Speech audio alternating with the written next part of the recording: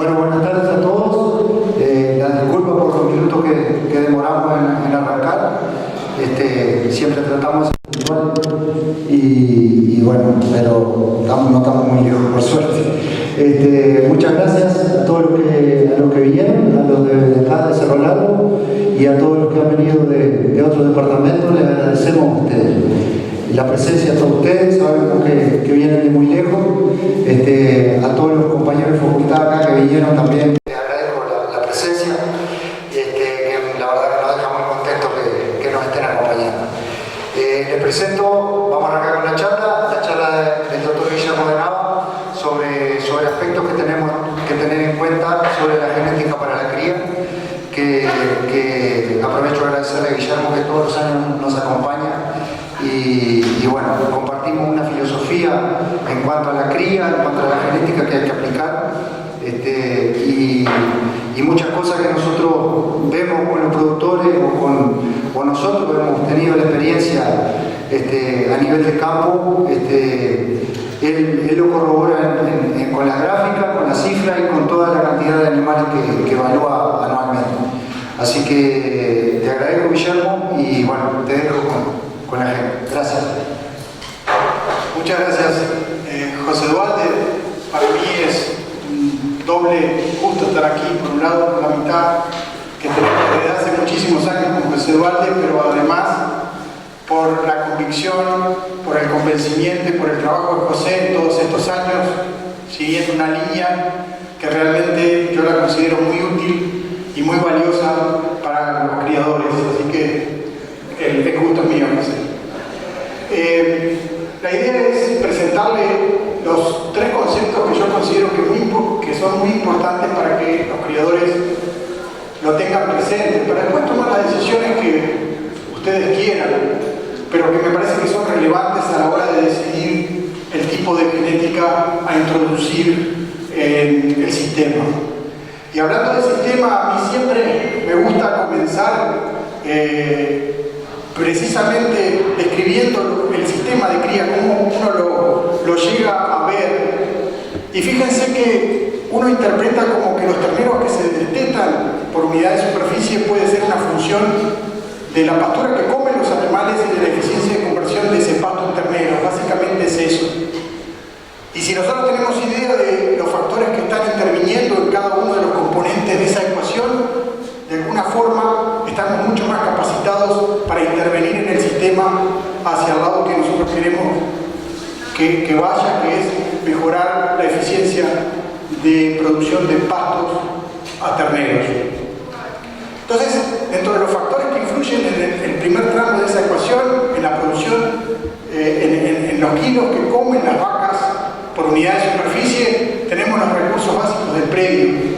Tenemos el tipo de suelo, las especies botánicas, el manejo del pastoreo, si es regenerativo o no regenerativo, si se trata de un pastoreo continuo y demás, que eso tiene directa influencia en la pastura que crece, que puede ser comida además por los animales.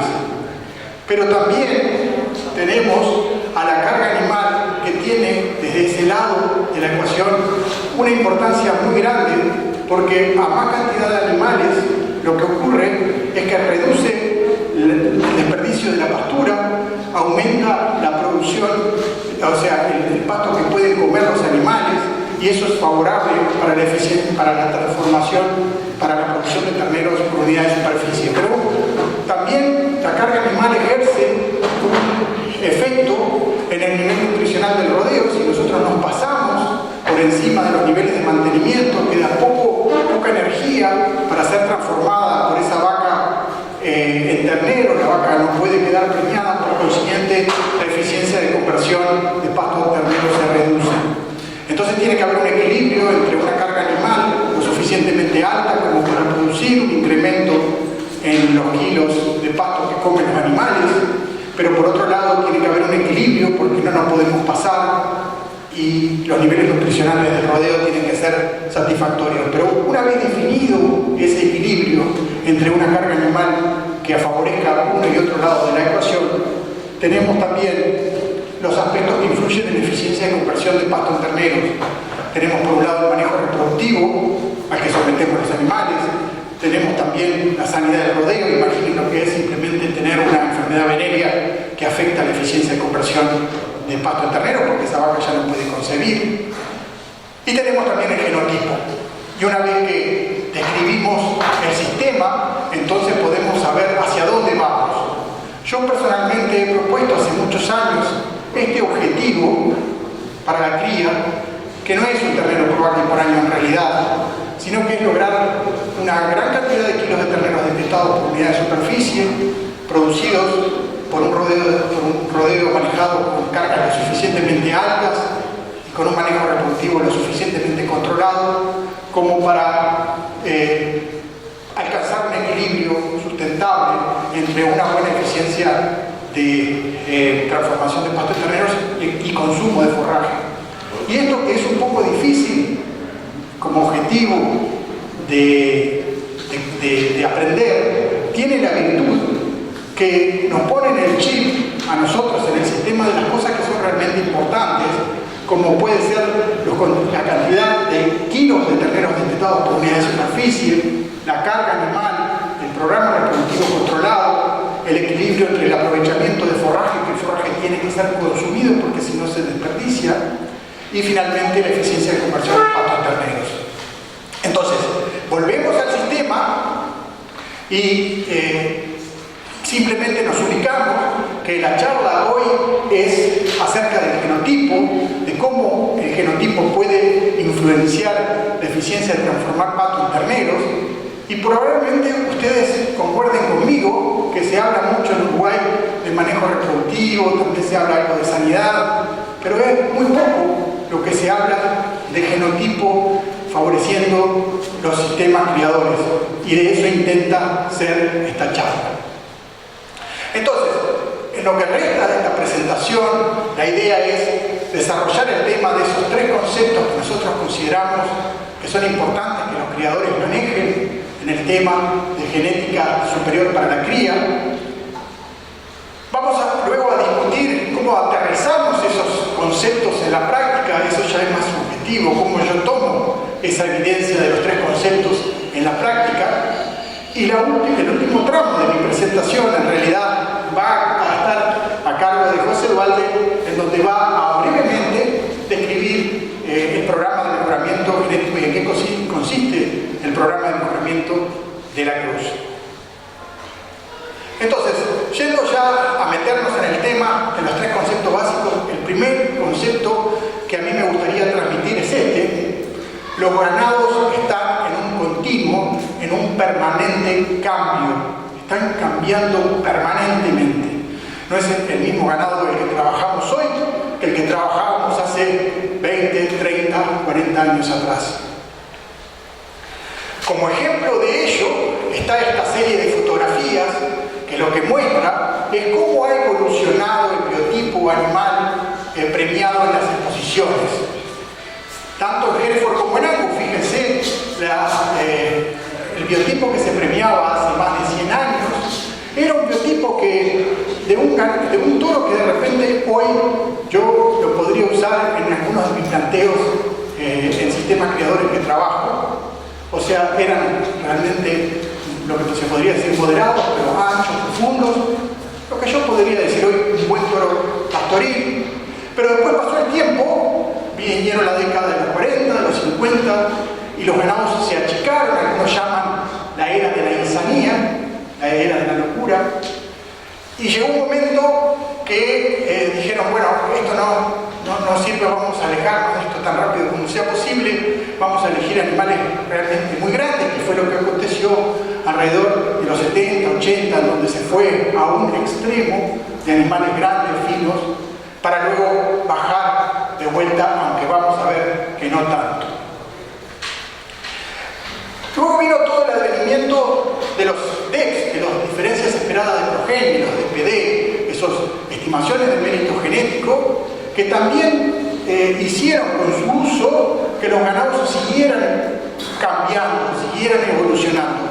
Lo que les voy a mostrar aquí es cómo ha evolucionado una población que es tremendamente influyente constituyente en Angus, que es la población americana, que tiene gran influencia en diversos países, también en Uruguay, en tres características que son claves, que son el peso de la vaca adulta, la producción de leche y el mantenimiento, cuánto cuesta mantener una vaca de cría.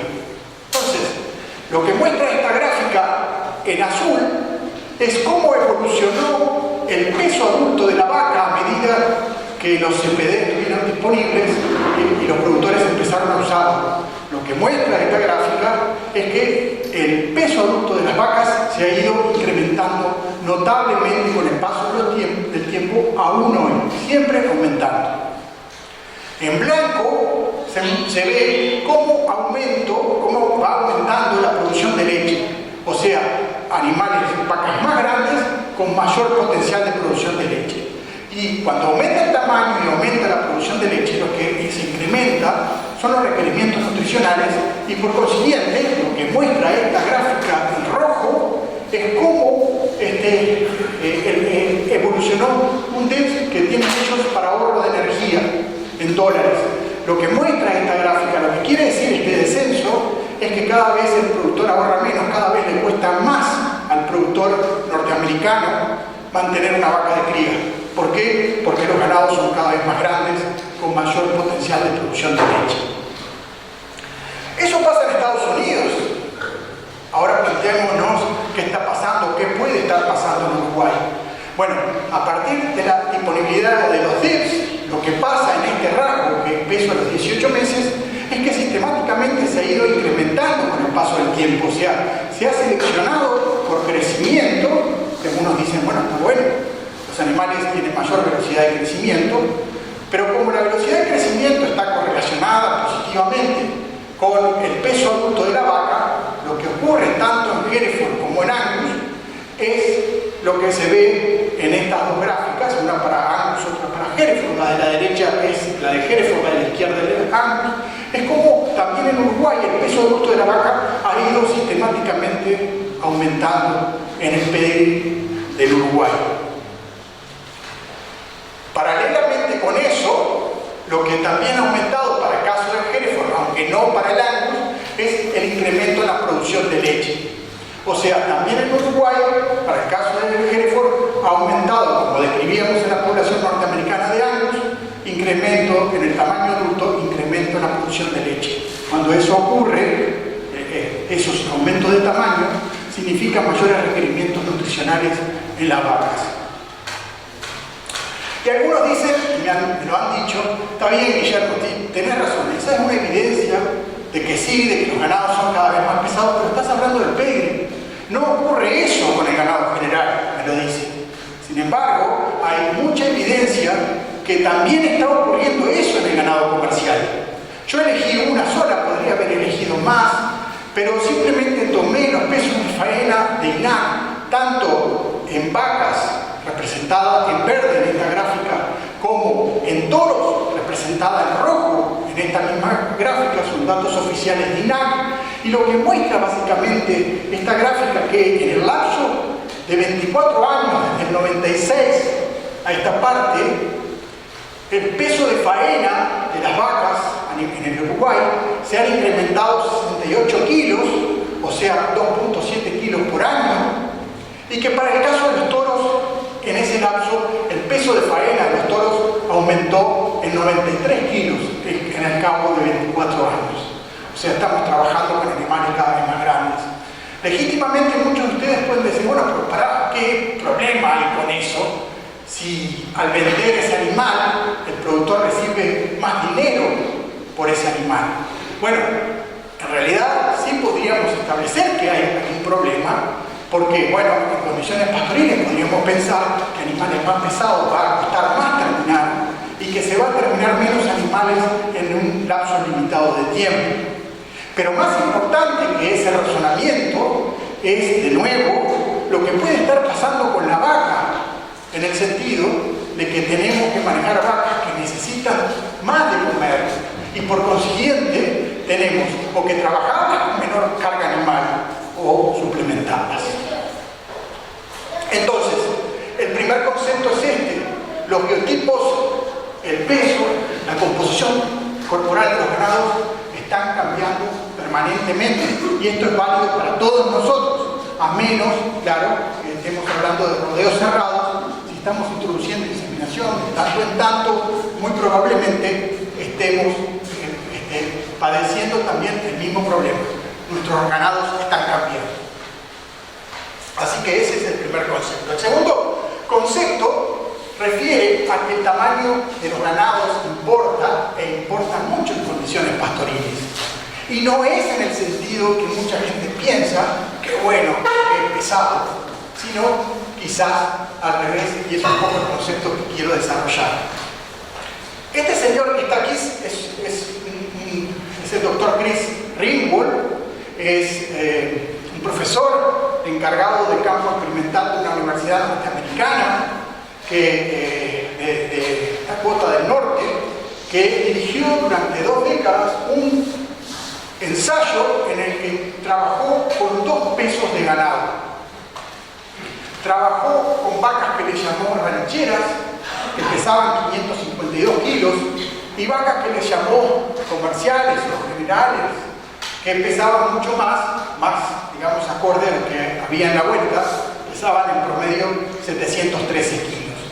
Y durante esas 2 décadas lo que hizo el doctor Ringwald fue estudió cómo se comportaban esos rodeos en la productividad de todo el sistema. Lo primero que vio es que las vacas más moderadas, o sea, las vacas rancheras, destetaron más del 6%, 6.4% más de kilos de terneros que las vacas más grandes. También vio que el peso total de los novillos producidos, eran ciclos completos, fue 5.8% mayor precisamente para el de las vacas moderadas. Y finalmente, el peso total de carcasa vendida fue más del 4%, 4.4 para ser precisos, superior para el rodeo de vacas moderadas. Si el doctor Ringwald, en vez de haber trabajado con vacas de 552 kilos, hubiera trabajado con vacas de 452 kilos, probablemente, y sí, probablemente, las diferencias hubieran sido mucho más marcadas. Las razones por las cuales ocurre este fenómeno que reporta el doctor Ringwald son estas que están aquí. Es que una vaca de 450 kilos tiene que comer 12 kilos de materia seca, cuando una vaca, no sé, de 636 kilos tiene que comer casi 16 kilos de materia seca. Ustedes pensarán, che, pero 636 kilos es un peso extremado. Bueno, 636 kilos en realidad es el peso promedio que tienen hoy las vacas de Beagle, Angus y Hereford en los Estados Unidos, que han sobrepasado el peso de las razas continentales, como pueden ser el Limousin o el Fleming. O sea, ha habido una continentalización de las razas británicas al punto tal de que el tamaño es cada vez mayor y precisamente estamos en 636 kilos.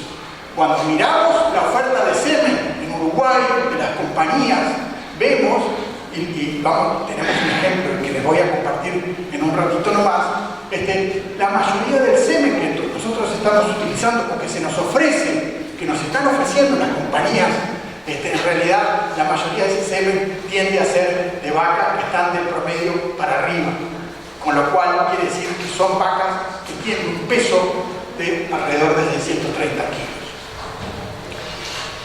Lo otro que es importante tener en cuenta, y por eso el concepto de que el tamaño importa en condiciones pastoriles, es que podemos, si manejamos en un predio 71 de las vacas esas promedio de 636 kilos, podemos manejar 100 de las vacas de 450 y algo de kilos. O sea, por unidad de superficie, vacas más grandes significa que deben ser manejadas en menor carga animal. Así que cuando juntamos esa información, bueno, antes que eso, cuando uno dice, bueno, de repente este tipo de vaca puede llegar a producir más kilos de terneros. Bueno, miren, este es un trabajo de David Landman, que es un profesor de la Universidad de Oklahoma, que juntó mucha información de cuánto destetan las vacas de acuerdo a su peso. Y miren qué interesante, él juntó toda esa información y encontró que por cada 100 libras, que son 45 kilos, ¿saben cuánto incrementa el peso del ternero al destete? Simplemente porque aumentó el tamaño, apenas 3 kilos como está acá. O sea, realmente es mayor tamaño de vaca, pero que no se compensa con una gran cantidad de kilos extras destetados. Y lo otro es que esos 45 kilos extras que va a tener esa vaca, que apenas significarían un poquito más de terneros al destete, necesitan 272 kilos de una pastura de alta calidad para efectivamente poder mantener esa vaca. Con lo cual nos da una idea de por dónde vamos. Y juntando toda esta información, a mí me parece que una gráfica muy interesante que es como para estudiar es la eficiencia de las vacas de acuerdo al tamaño en cuanto a kilos de materia seca que deben ingerir para producir un kilo de ternero al destete. Y fíjense qué interesante, mientras la vaca esa moderada de 453 kilos apenas tiene que comer 7.6 kilos de materia seca para producir un kilo de ternero al destete, esa vaca más grande, de promedio de ellos, tiene que producir 9.5 kilos de materia, o sea, tiene que comer 9.5 de materia seca para producir ese kilo que apenas con 7.6 la vaca más moderada lo logra. Con lo cual, es indicativo de lo que queremos decir. Es por eso que empiezan a haber trabajos en los Estados Unidos, son modelos de simulación, pero toman datos productivos que se gestan en la práctica, en donde lo que hacen es estudiar, bueno, de un tamaño de 430 kilos a 800 y pico de kilos, cómo impacta eso en el sistema de ellos económico para un sistema criador. Y básicamente lo que dice es que la vaca más moderada, la de 950 libras, que son 400 y pico de kilos, o sea, el menor peso estudiado es el que produce en realidad, o sea, es el peso óptimo desde el punto de vista económico. Y fíjense lo que termina diciendo este trabajo. La selección por crecimiento puede mejorar la rentabilidad de los corrales, no hay duda con ello, pero tiene un efecto deleterio en el sistema criador.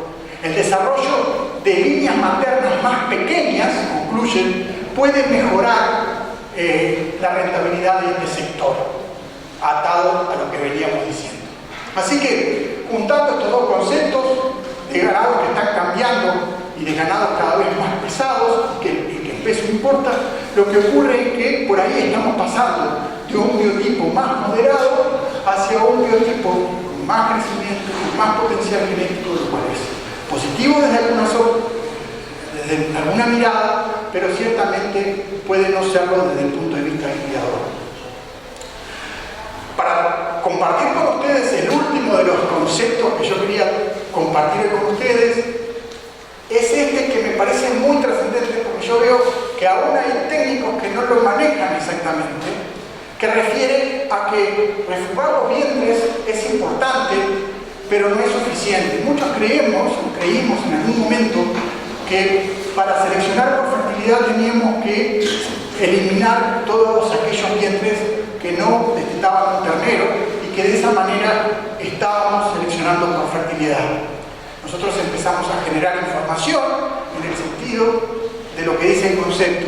Es necesario, pero no es suficiente, y lo que voy a mostrarle ahora es 3 sets de datos que van en este sentido.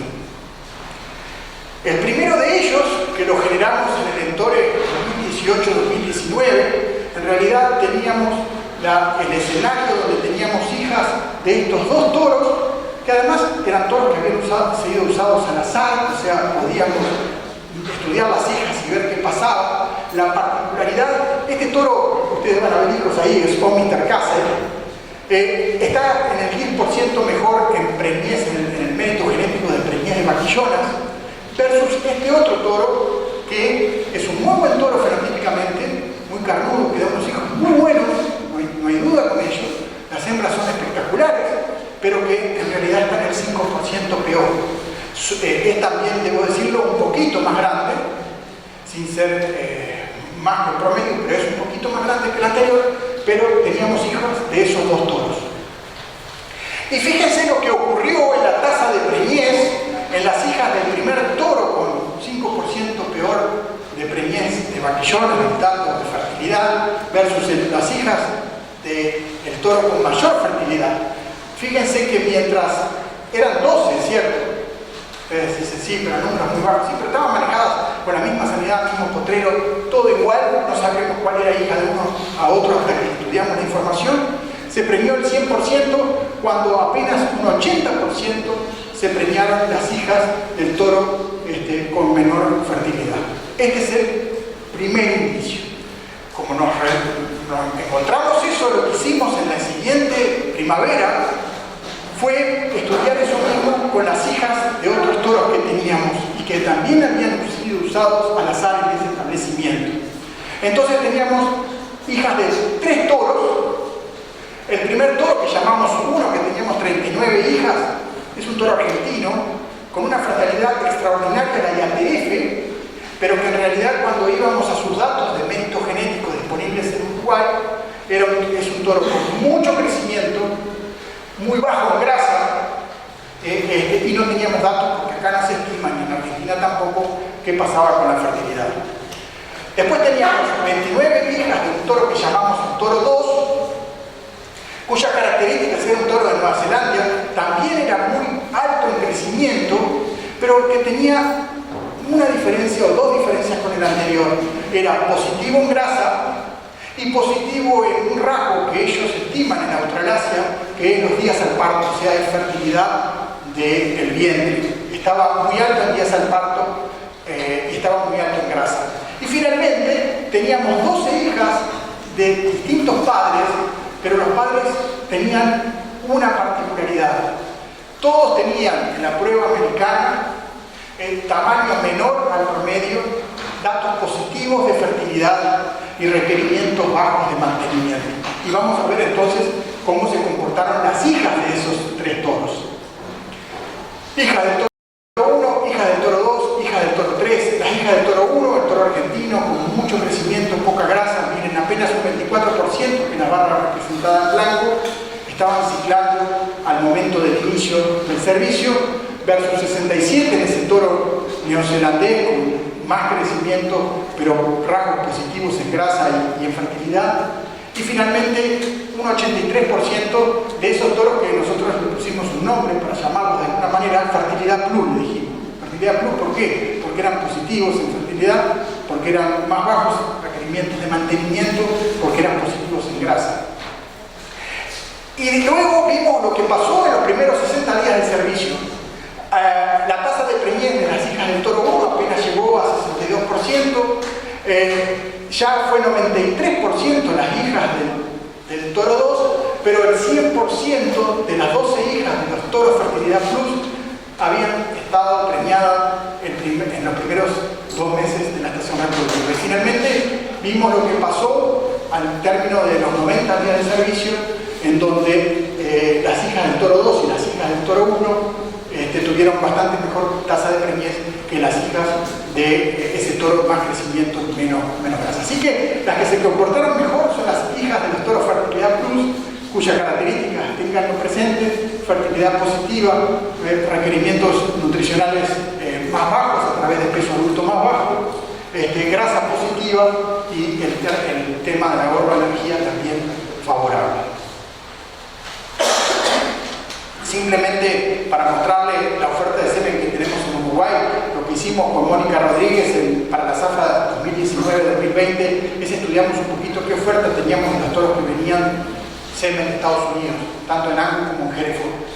Y básicamente lo que vimos, hay un montón de números, yo no pretendo que ustedes lo interpreten sin mi ayuda, vimos que tanto en Angus como en Hereford teníamos muchos toros muy positivos en crecimiento. O sea, fíjense, peso al año, casi 70% de los toros, o 75% de acuerdo a la raza. Teníamos oferta de toros de buen crecimiento, no hay problema con eso. La mitad, prácticamente, para el caso de los Angus, eran negativos en ese peso brutal que tienen promedio las vacas adultas. Ya en Hereford incluso el porcentaje era mayor. Y fíjense que tan solo en el caso del Angus, el 15% de los toros tenían las características, esas que yo les mostraba en la gráfica anterior, que eran muy positivas en condiciones pastoriles, por mayor ciclicidad y preñez, calidad de preñez y demás. Apenas entonces entonces un 15%, pasó algo similar en el caso del Hereford. Finalmente, el último set de información que yo quiero compartir con ustedes referido a que no es solamente importante refugar aquellas dientes que fallan en destetar un ternero, sino que además tenemos que ser cuidadosos en la genética que estamos introduciendo vía inseminación o vía compra de toros. Es este set de datos que está aquí, que les voy a mostrar, que para explicarlo simplemente corresponden a un plantel que está compuesto por dos tipos de vacas. Por un lado, las vacas pegre. Se quiso comenzar en un pegre, entonces en ese establecimiento hace ya muchos años o se compraron vaquillonas o se compraron embriones. O sea, esas vacas entran con su cédula, son de alcurnia, entran con la cédula. Y tenemos otro tipo de vacas que son no registradas, que son vacas generales, que esas sí tienen un requerimiento exigente para entrar en el sentido de preñarse tempranamente como vaquillona a los 18 meses, o sea, madurez sexual temprana. Tiene que volver a preñarse en una IATF el primer día de su segunda estación reproductiva y recién esas vacas que cumplen esos requisitos pueden entrar a ese plantel. Y la virtud de lo que ustedes van a mirar en esos dos tipos de vacas es que son manejadas en conjunto, con la misma sanidad, con el mismo inseminador, con el mismo manejo, en el mismo potrero, y van a ver lo que ocurre con la tasa de preñez el primer día de la estación reproductiva en esta gráfica. Estas son en rojo las vacas de pegre y en verde esas vacas no registradas que para entrar al plantel necesitan pasar por determinados requisitos de fertilidad. Lo que está mostrando básicamente ahí es que aun cuando usamos el mismo semen, el mismo inseminador y demás, las vacas pegre siempre les cuesta más preñarse que las vacas no registradas. No porque sean de pegre, sino por el sistema de selección que fueron sometidas unas y otras. Para un caso de no registradas estamos exigiendo para que entren determinados requisitos que son muy importantes, que se manifiestan en la calidad de preñez en el primer día de la estación reproductiva. Y si se manifiesta en el primer día de la estación reproductiva, se manifiesta en la preñez final en esos animales al final del servicio. Fíjense sistemáticamente, de nuevo, en verde las vacas no registradas que tienen que cumplir determinados requisitos de fertilidad para entrar al plantel versus aquellas que entran con la cédula. Fíjense que igualmente la tasa de preñez final siempre es diferente a favor de aquellas vacas que están sometidas a ese programa de selección riguroso que busca fertilidad. Así que estos son los tres conceptos que yo quería transmitirles hoy a ustedes. Los ganados están en un continuo cambio. El tamaño de los ganados importa, pero no en el sentido que muchos de nosotros creemos, que nos ponemos contentos cuando rompemos el récord en el frigorífico, sino en el sentido inverso. En el caso de los sistemas criadores, animales más moderados producen más, pueden manejarse a mayor carga animal y por consiguiente pueden transformar mejor el pasto de terneros. Y finalmente, no basta con que eliminemos las vacas. Si queremos trabajar en armar un rodeo eficiente, tenemos que procurar que la genética que metemos en el rodeo tenga determinadas características de fertilidad inherente que es importante ponderar. Esta es una foto que nos sacamos con José Eduardo en el 2019 cuando fuimos en una gira que hicimos por Escocia, y está en el condado de Angus precisamente, y esta me sirve para separar, bueno, esos son los conceptos. Ahora, ¿cómo aterrizamos esos conceptos en la práctica? ¿Qué consecuencias tienen estos tres conceptos para el criador? Fíjense ustedes que la decisión que tomemos hoy nosotros, sea a través del semen que estamos eligiendo en inseminación artificial, o sea a través de la compra de toros, o sea, la genética que estamos introduciendo nosotros hoy va a tener repercusiones diferenciales, sean machos o hembras de la progenie. ¿Por qué es eso?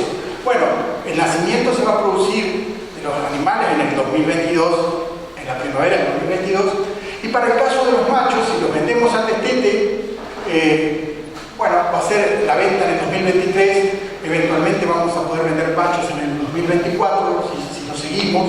Pero lo que les quiero decir es que el error que nosotros cometemos, si le erramos para el lado de los machos, tiene una consecuencia que es relativamente limitada en el tiempo en relación a la hembra.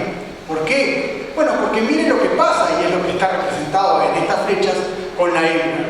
Nosotros recién vamos a servir la hembra en el 2024, o sea, las decisiones que estamos teniendo hoy en genética va a empezar a lucir en el 2024 y la vamos a ir padeciendo año tras año con un efecto mucho más prolongado en el tiempo por el lado de la hembra. Si la hembra no se presta bien en su primer servicio, como los ejemplos que yo les di en los 3 conceptos, o si por goteo siempre se nos premia peor una línea determinada, entonces lo vamos a padecer de aquí a mucho más tiempo que por el lado de los machos. Y fíjense qué fabulosos, estamos hablando de evoluciones genéticas en crecimiento que nadie duda, son fantásticas.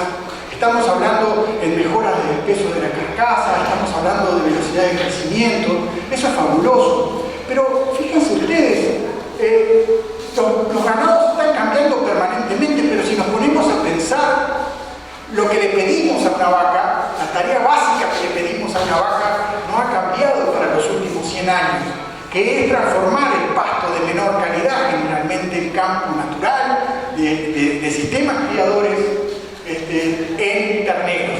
Eso es lo que le pedimos a la vaca y lo que le han pedido nuestros ancestros hace 50, 100 años. No ha cambiado. Y sin embargo, poco estamos haciendo para pensar, más bien estamos, en función de toda la discusión que venimos desarrollando, más bien en muchos aspectos le estamos haciendo un favor relativo al darle más tamaño para esa tarea básica que no ha evolucionado, que no ha cambiado a través del tiempo. Y siempre me pongo a pensar cuando veo tasas de preñez, estas son las tasas de preñez que reportan las colegas en el línea 33, que no varía a través del tiempo, siempre me pongo a pensar qué pasaría si trabajáramos un poco más en el aspecto genético que define la transformación del pasto en terneros. Está claro, por ejemplo, que la preñez de vaquillonas, esto también es un dato de preñez de vaquillonas que reportan los colegas de línea 33, la tasa de preñez promedio en vaquillonas en los últimos 8 años ronda el 84%.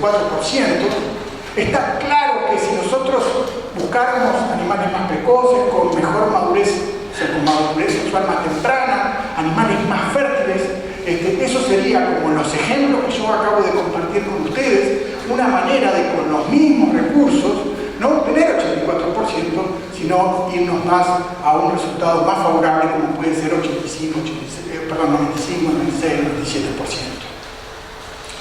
Y por supuesto que yo mismo me veo seducido por la foto de los catálogos. ¿Quién puede negar que se trata de vacas como esta, que son espectaculares? Uno no puede negar eso. Son fabulosas en belleza y demás. El problema con esas vacas es cuando las traemos al mundo real, a los sistemas nuestros, en donde tienen que competir en situaciones, en ambientes totalmente diferentes. Entonces, por eso yo siempre digo la belleza de la función, o sea, vacas que por ahí el ambiente no las deja ser tan lindas, pero que sin embargo tienen la virtud de mantener condición corporal en los ambientes más complicados que a nosotros nos toca trabajar en inviernos rigurosos, o en veranos secos, o en las situaciones cotidianas que un año sí y otro también tenemos que enfrentar los criadores. Y cuando elegimos, porque es natural, animales con mayor potencial genético, lo que ocurre es lo que muestra esta secuencia de fotos, que en vez de mejorar podemos estar empeorando, o sea, en vez de traer soluciones podemos estar trayendo problemas en vez de soluciones. Esta secuencia de fotografías, lo maravilloso es que también fueron tomadas exactamente en el mismo potrero. Es de un campo de un productor argentino que tenemos el gusto de conocer, que se llama Pablo Volpi, que tenía 2 líneas, unas líneas a la superior de más potencial, son hijas todas de un toro, son todas hijas de un toro muy conocido, que se usó incluso mucho en Uruguay, versus hijas de toros de menor requerimientos nutricionales, pero reconocidos como toros pastoriles, y Y fíjense cómo a veces por buscar mejorar, por buscar realmente mayor performance, resulta que introducimos problemas y no soluciones como deberíamos introducir en programas de mejoramiento genético. Por eso a mí me gusta muchísimo esta frase del doctor Héctor Molinuevo, un genetista argentino, que dice que no basta que un animal sea genética o individualmente superior, sino que es el sistema que los utiliza el que debe expresar esa mayor productividad. Y eso es fabuloso, porque nosotros no podemos elegir una genética olvidándonos del sistema, porque siempre adecuar el ambiente a la genética es muchísimo más caro, menos rentable que adaptar la genética al ambiente. O sea, entonces, que hay biotipos que se adaptan mejor a los ambientes pastoriles y se pueden manejar mayor carga, se puede aumentar la productividad. ¿La conocés? ¿Cómo vamos? ¿Bien? En el último tramo de esta presentación yo voy a convidar a José Dualde que hable muy brevemente del programa de la Cruz. Como sistema de la vacillona de reposición, después de una inspección por el técnico de la sociedad de criadores, nosotros hacíamos una selección de las vaquillonas SA y reteníamos un 50 o un 60% de las mismas. De ahí vendíamos, o reteníamos ese 50%, esa vaquillona la inseminábamos con un toro superior en genética para la cría, y de las vaquillonas que parían primero, o sea, no repasábamos esa IATF. De las vaquillonas que paren en esa IATF, retenemos los primeros toros clase A, o sea, las que paren temprano y que son, porque después esa vaquillona la repasamos con toros, ¿no? De esa vaquillona sacamos los primeros toros clase A. Esa vaquillona, cuando se vuelven a entorar en el segundo entoro, o sea, las vacas de primer cría, la entoramos con un toro plantelero y sacamos los toros clase A2, viene a ser, que se preñaron temprano y vuelven a quedar preñados.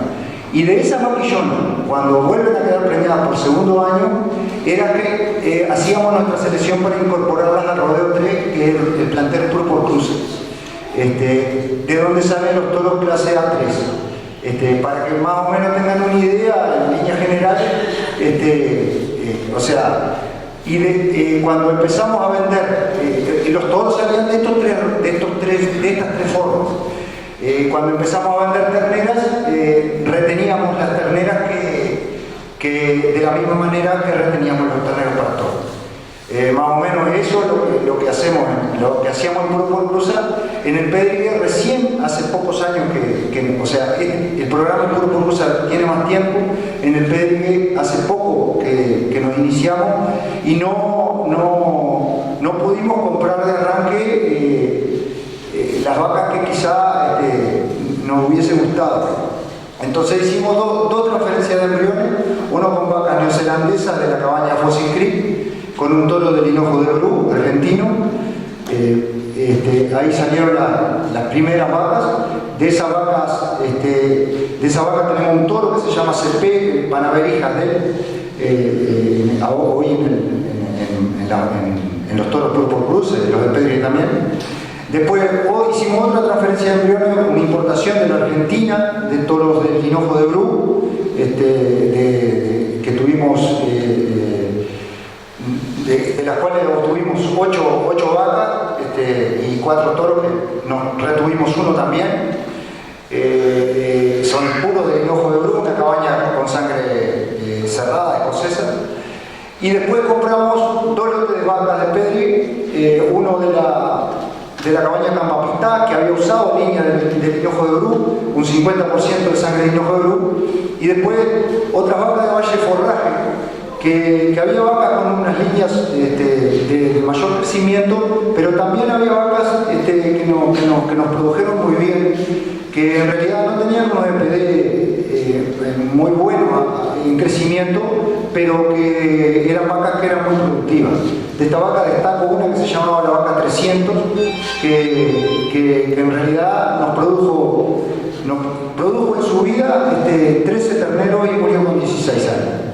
Murió, yo la compré renga la vaca y nos dio 3 terneros más aparte de los que ya tenía, de los que ya había producido.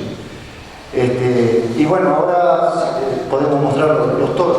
Ese toro que mostró Guillermo al principio es un toro que está en el catálogo, el 142, es un toro que a nosotros nos gusta mucho, hijo de Gypsy y por abajo tiene una vaca con sangre del hinojo de Bru. Para mí fue el mejor toro del brete que trajimos al Espumero este año y nos lo vamos a reservar, simplemente queríamos mostrárselo a ustedes. Y es hijo de este toro de abajo, el Gypsy, que es un toro de la cabaña de Luis, que aparte tenemos datos por el lado de Guillermo que sus hijas son muy fértiles. El dato práctico de campo que yo tengo de las hijas de este toro, aparte porque en realidad no hace tanto que lo empezamos a usar, es que, por ejemplo, tuve de 50 terneras de reposición que yo tenía 10 terneras hijas de este toro. Y las crié bastante bien como para entorarlas a los 2 años, pero estaban bien poleteadas. Agarraron crías robadas, 5 terneras de esas 50, y las crías robadas eran 5 hijas de este toro. Así que es un dato práctico que a veces tenemos que tenerlo en cuenta. Cuenta Andrés Cornejo que es un toro que su madre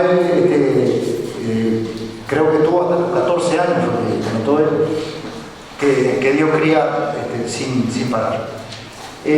Bueno, allá abajo también el CP también, y después el otro toro es el Barraca Prix de Glenwood Wildwood. Es un toro que no tiene que ver con estas líneas escocesas, además es un toro neozelandés puro, que la cabaña Barraca hizo una importación de embriones y nosotros le compramos el toro. Es un toro con muy buenos datos de producción a nivel pastoril, con bajo peso al nacer también, con un tamaño, lo van a ver ahí en los toros, un tamaño un poquito mayor, pero es seleccionado con los mismos datos. Y después el Mr. Castle, que es un toro americano, también van a ver hijos de él ahí, que después te voy a pedir, Guillermo, que comentes algo de él, que Guillermo lo vio en Estados Unidos, un toro de la línea White, que es una línea antigua, seleccionada por fertilidad. Es un toro que también tiene un poquito mayor de tamaño.